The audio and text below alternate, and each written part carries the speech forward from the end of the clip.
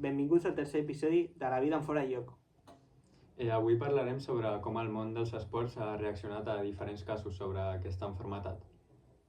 Per al primer cas parlarem sobre la filla de Luis Enrique i l'acte del PSG-Barça i els premis de Sòcrates. La filla de Luis Enrique va ser una noia que va fer famosa quan va morir l'any 2019 a causa d'un càncer. A partir d'aquest moment, el seu pare, Luis Enrique, en aquell moment seleccionador de la selecció espanyola, va tenir que deixar el càrrec i va passar el dol amb la seva família i va formar la Fundació Xana. La Fundació Xana és una fundació per recaudar diners per curar el càncer dels nens petits. També li van donar el premi a la gala del Balón de Oro, el premi Sòcrates. Això va ser un reconeixement a nivell mundial als esports perquè aquesta gala és molt important per al món del futbol. Exacte, i ara parlarem sobre el cas d'Eric Abidal i la Champions del 2011 del Barça. Que per si algú no ho sap, Eric Abidal va ser un defensor francès dels anys 2010 més o menys del Barça. I aquest cas, Eric Abidal, l'any 2011 li van diagnosticar un tumor al fetge. Just aquest any, el 2011, el Barça es va classificar a la final de la Champions i Abidal no va poder jugar durant tota la Champions, òbviament.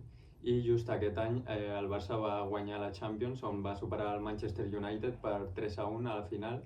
I va haver un bonic gest on Carles Puyol li va passar el braçalet de capità a Eric Abidal.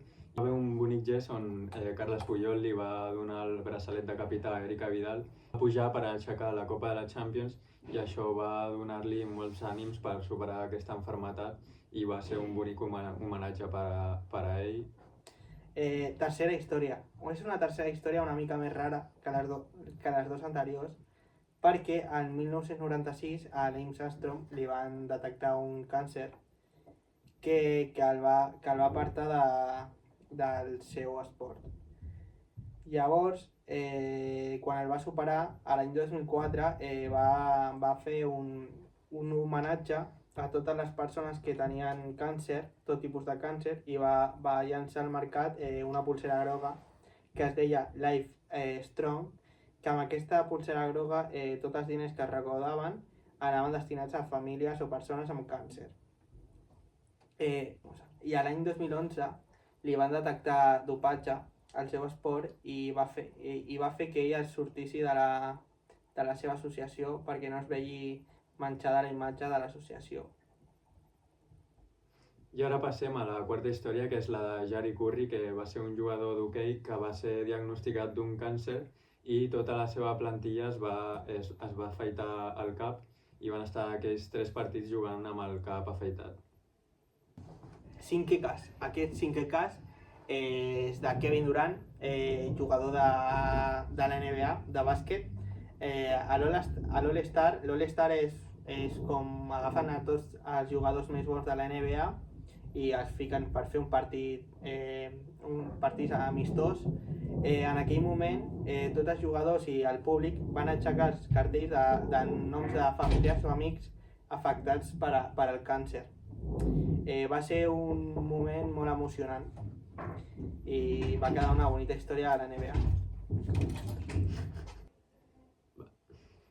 I ara parlarem sobre el sisè i últim cas, que és el de Mike Tyson, que, òbviament ja tothom el coneix, va ser un boxejador mític per la seva potència, que malgrat que va estar a la presó i tothom el té com una imatge de que va ser una persona dolenta, va subhastar uns guants d'una baralla i tots els diners que va els va enviar a la recaudació sobre el càncer. Fins aquí ha arribat el tercer episodi de La vida en fora de lloc.